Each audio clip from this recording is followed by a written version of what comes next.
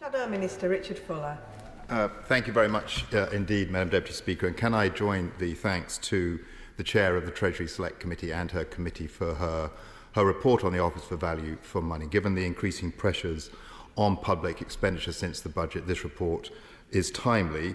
Madam Deputy Speaker, what the picture the report paints is that the Office for Value for Value, its remit is vague, the personnel are limited, time is tight, and other established groups are already in place.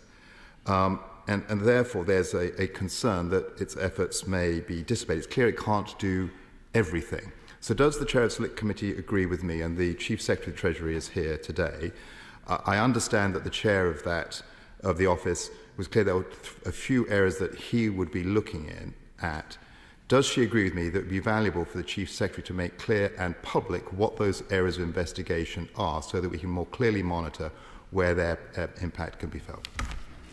Deputy Speaker, I thank the honourable gentleman for his question, and he's actually saying what we have said in the report as a cross-party Select Committee of this House, that we do need more detail about what will come. We recognise that at the moment he was in front of us before Christmas, given that the body had only been established in October, he might not have all the answers, but we do need those with dispatch if this body is going to be disbanded in October and also contribute meaningfully to this spending review, potentially, though within the time frame we recognise that would be very challenging.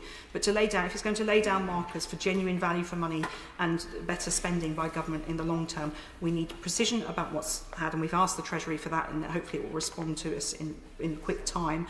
Well, it has to respond to us whether it wants to or not, in quick time, with giving us answers on that, but also to evaluate the effectiveness. So when the Office for Value for Money does come up with its studies and come up with things, they will then have to be taken on by the Treasury, and how we want to know the mechanisms for doing that, and how the Treasury will prove to this House and to taxpayers that it has actually made a big difference.